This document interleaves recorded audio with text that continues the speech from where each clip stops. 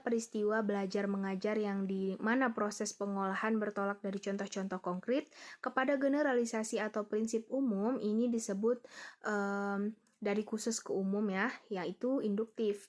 Nah, dengan demikian strategi belajar mengajar heuristik, proses pengolahannya adalah induktif. Sebaliknya, ekspositorik bersifat deduktif. Lalu saya menjelaskan sejarah strategi belajar induktif, sejarah strategi belajar deduktif. Nah, deduktif berasal dari bahasa Inggris yaitu deduction, yang berarti penarikan kesimpulan dari keadaan-keadaan yang umum, kemudian menemukan yang khusus dari hal abstrak kepada hal yang nyata, dari konsep-konsep yang abstrak kepada contoh-contoh yang konkret, dari sebuah premis menuju ke kesimpulan yang logis. Nah, ini dikembangkan oleh filosof Prancis yang menghendaki penarikan kesimpulan didasarkan atas fakta-fakta yang konkret sebanyak mungkin. Jadi semakin banyak fakta, semakin mendukung hasil simpulan pada abad pertengahan. Lalu karakteristik strategi belajar induktif dan deduktif. Karakteristik dari strategi induktif yaitu penekanan pada keterampilan berpikir dan tujuan-tujuan yang efektif, serta penggunaan waktu yang kurang efisien. Adapun karakteristik dari strategi deduktif yaitu berorientasi pada siswa dan materi serta penggunaan waktu lebih efisien. Jadi struktur peristiwa belajar mengajar dapat bersifat tertutup dalam artian segala sesuatu telah ditentukan secara relatif ketat seperti yang dilakukan para guru berlatih mengajar dan tidak berani menyimpang dari persiapan yang udah dibuat dan disetujui sama dosen pembimbing. Lalu peranan guru siswa dalam mengolah pesan peristiwa belajar mengajar bermaksud untuk mencapai tujuan. Ingin menyampaikan sesuatu pesan yang dapat berupa pengetahuan, wawasan, keterampilan, atau isi keterampilan lain. Jadi pengajaran yang menyampaikan pesan dalam keadaan telah siap diolah itu bersifat ekspositorik. Nah, sedangkan yang mengharuskan pengolahan pesan oleh siswa dinamakan heuristik hipotetik. Nah, proses pengolahan pesan, proses pikir manusia di dalam menjalani pengalaman belajar nggak selalu sama. Ada peristiwa belajar mengajar di mana proses ini bertolak dari yang umum untuk dilihat akibatnya pada khusus ini. Dari umum ke khusus ya, deduktif. Sebaliknya, bila peristiwa belajar mengajar yang di mana proses pengolahan bertolak dari contoh konkret kepada generalisasi atau prinsip umum, disebut induktif. Dengan demikian, strategi belajar mengajar heuristik proses pengolahan adalah induktif, sedangkan ekspositorik bersifat deduktif.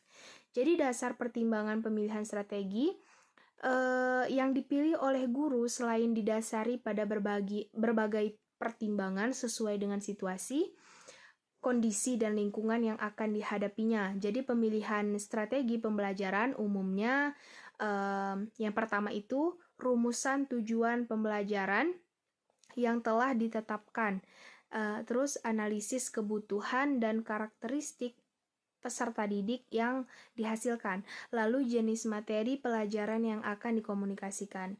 Nah, kriteria pemilihan strategi pembelajaran yang dapat digunakan dalam pemilihan strategi pembelajaran yaitu berorientasi pada tujuan pembelajaran. Pilih teknik pembelajaran sesuai dengan keterampilan yang diharapkan, dapat dimiliki saat bekerja nanti atau berhubungan dengan dunia kerja.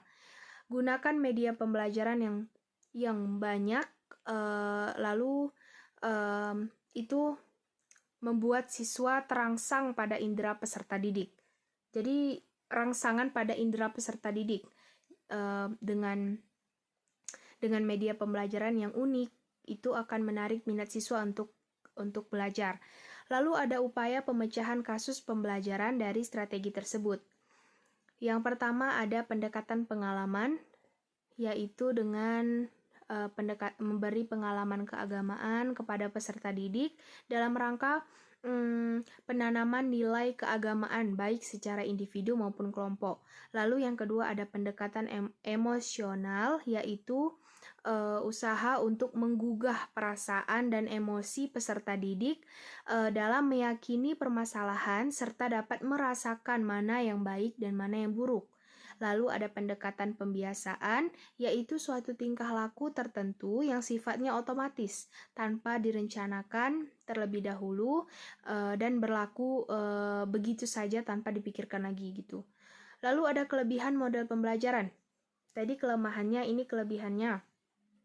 Pembelajaran induktif. Pada model pembelajaran induktif, guru langsung memberikan presentasi informasi-informasi yang akan memberikan ilustrasi tentang topik yang akan dipelajari sama siswa. Jadi siswa punya gambaran pencapaian tujuan belajar. Jadi gambaran umumnya. Jadi siswa punya gambaran yang lebih luas untuk melanjutkan pembelajaran selanjutnya gitu. Jadi guru jadi siswa bisa bertanya kepada guru untuk menemukan pola-pola yang tadi gitu. Jadi guru ini memberi pola-pola, lalu si siswa siswa tersebut rata pemahamannya karena lebih luas dengan pertanyaan-pertanyaan yang dikasih sama guru gitu. Lalu ada model pembelajaran induktif menjadi sangat efektif untuk memicu keterlibatan yang lebih mendalam dalam hal proses belajar karena proses tanya jawab tersebut. Karena proses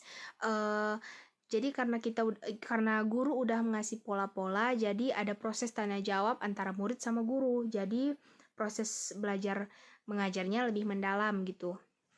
Nah, tadi kelebihan, ini ada kelemahan.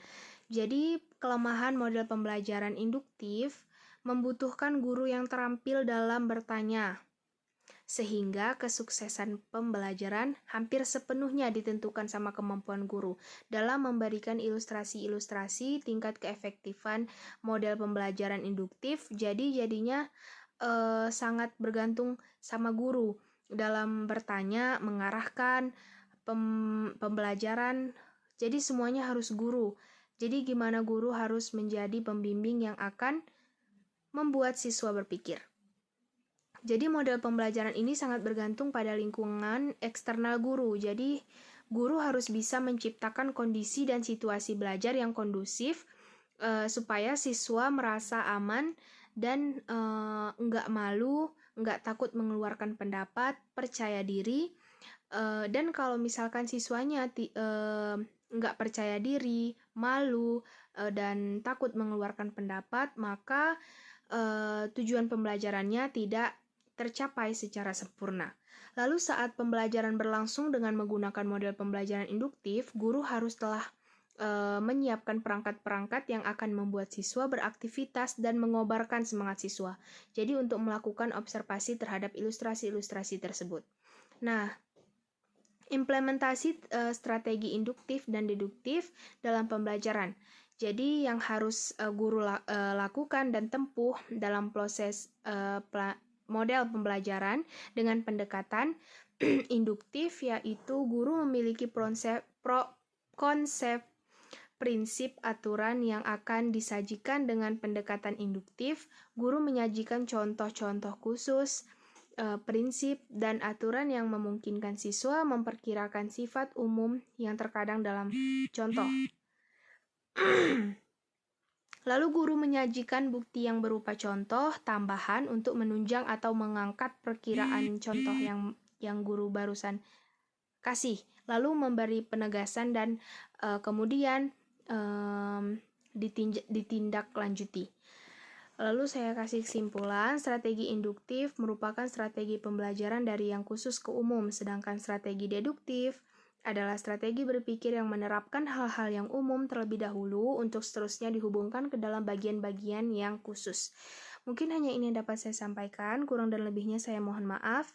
Assalamualaikum warahmatullahi wabarakatuh.